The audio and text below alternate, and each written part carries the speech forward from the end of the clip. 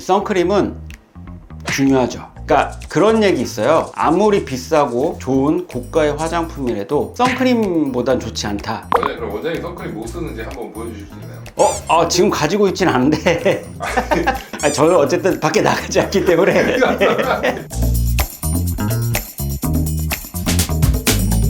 안녕하세요. 2층 피부과에서 일하고 있는 박희석입니다. 직원들 얘기 들어보니까 네. 원장님이 고객님들 올 때마다 네. 잔소리를 그렇게 한다고. 자주 하는 잔소리가 3가지 있다고 해가지고 그게 뭔지. 피부 쪽에서 일을 하다 보면 오시는 분들이 항상 신경 써 하시는 게 이제 색소, 탄력 이런 것들이에요.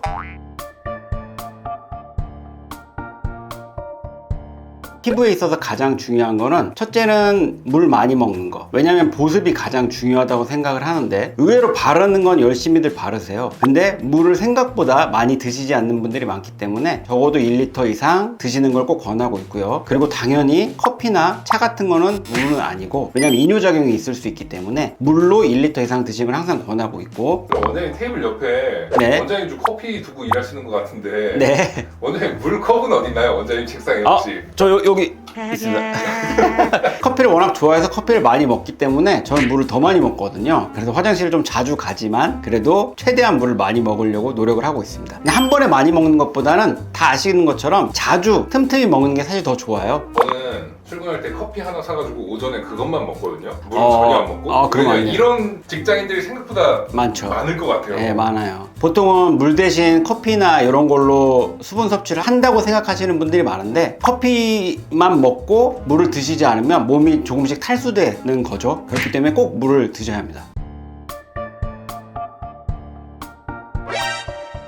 제가 이제 보습을 강조하는 이유가, 보습이 잘 되지 않으면 피부가 촉촉하지 않으면 않을수록 피지 분비량이 많아지면서 점점 기름져져요. 그럼 그런 것들이 여드름의 원인도 될 수 있고, 모공이 커진다든지, 당연히 여드름이 많으면 흉터도 생길 수 있겠죠. 우리가 이제 한번 생각해 보시면 아시겠지만 주변 지인분들 중에서 피부 촉촉한 분들은 여드름도 잘 안 나요. 그렇게 생각하시면 보습이 중요하다는 걸 아실 수 있을 거라 생각합니다. 물 먹는 게 생각보다 쉽지가 않아요.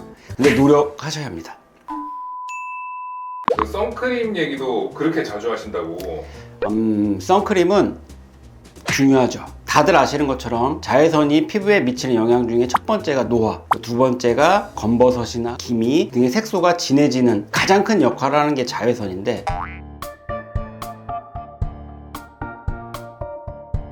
이 자외선을 차단하는 방법이 결국은 선크림 밖에 없잖아요. 그리고 선크림이 하루에 한 번 바르는 분들도 의외로 많으신데, 선크림이 한 번 바르면 한 3시간에서 6시간 정도 가게 돼요. 그렇기 때문에 저는 적어도 2번 이상, 아침에 한 번, 햇볕 강한 곳에 나갈 때 꼭 덧바르는 거를 권하고 있고요. 화장대에 바르는 게 힘드시다면 요즘은 선스틱이라든지 스프레이, 쿠션에도 많이 있고 방법은 좀 다양하니까 그거는 자기만의 방법을 찾아보는 게 좋을 것 같습니다. 좀 타이트하게 얘기하시는 원장님들은 3시간 간격으로도 하라고 하시긴 하는데, 저는 그 정도까지는 아니고요. 최대한 할 수 있는 데까지 하시라고 얘기 드리고 있습니다. 선크림 바르면 아무래도 이게 좀 기름지다고 해야 되나? 그런 느낌이 있잖아요. 있죠. 그걸로 인해서 피부에 안 좋거나. 그러니까 그런 얘기 있어요. 아무리 비싸고 좋은 고가의 화장품이라도 선크림보단 좋지 않다는 얘기를 실제로 화장품 업계 분들이 많이 하세요. 그래서 만일 그런 약간 오일리하거나 뭔가의 문제로 피부가 영향을 받는다 해도 선크림을 발라서 자외선을 차단하는 게 더 중요하다. 원장님, 그럼 원장님 선크림 뭐 쓰는지 한번 보여주실 수 있나요?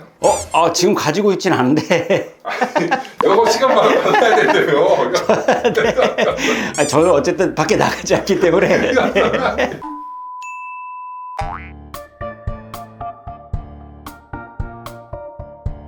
또 이제 얘기를 드리는 거는 비타민에 관한 이야기예요. 예전보다도 요즘은 건강기능식품 쪽이 많이 발전해서 제품이 진짜 넘쳐나고 있죠. 저는 뉴트리라이트라는 제품을 지금 먹고 있어요. 본인이 이제 골라서 맞는 거를 드시는 걸 저는 항상 추천하는데, 여러 가지 이유가 있겠지만 비타민 자체 효과가 우선 몸이 늙는 거, 또 피부가 늙는 걸 어느 정도 좀 늦춰주는 역할이 있기 때문에 항상 저는 비타민C, 종합 비타민 등 권하고 있고요. 그리고 또 비타민C의 역할이 콜라겐이 생성되는데 재료 역할을 역할을 하기 때문에 또 비타민C를 먹는 게 필요하고, 또 비타민C가 중요한 거를 우리 화장품 쪽에서도 알 수 있는 게 비타민C 농축액들이 보통 대부분 다 고가예요. 그리고 또 다른 역할 중에 하나가 색소가 생성되는 걸 억제하는 효과가 있기 때문에 비타민C는 건강 면에서도 피부 면에서도 모든 면에서 좀 중요하게 생각해서 항상 잘 드시는 걸 권하고 있습니다. 비타민제가 네. 약간 그 피로 회복제랑 플러스된 개념으로 아. 굉장히 고농도를 이렇게 피로 회복제처럼 때리는 그런 제품이 있잖아요. 네. 비타민을 그렇게 강하게 맨날 먹으면은 네. 더 좋은 걸까요? 그게 이제 회사마다 이 성분이 다르니까 제가 다 일괄적으로 얘기할 수는 없지만, 비타민 C 같은 경우에는 실제로 메가요법이라는 게 있어요. 우리가 보통 시중 제품들이 1000mg을 하루에 한 번 먹는 걸 권하는데, 저는 사실 그게 좀 부족하다고 생각하고 하루에 한 두세 번 정도 복용하는 걸 권하고요. 메가요법이라는 건 하루에 6g에서 10g, 그러니까 6알에서 10알 정도죠. 요거를 먹는 그런 요법들이 있는데 저는 효과 있다고 생각합니다. 비타민은 이게 약하고는 다르기 때문에 용량이 좀 과해져도 어느 정도 이상을 넘어가면 몸에서 알아서 배출을 해요. 그래서 대부분의 크게 문제는 없기 때문에 많이 드시는 건 상관없지만, 말씀하신 것처럼 고용량 나오는 것들이 진짜 고용량이 아닐 수도 있고요. 그냥 어제 광고 멘트니까. 그리고 실제로 저는 가격이 비싸다면 굳이 그런 것들을 드실 필요까지는 없고, 그냥 괜찮은 제품 찾아서 정해진 용량보다 좀 많이 드시는 것도 좋다고 얘기 드리고 있어요.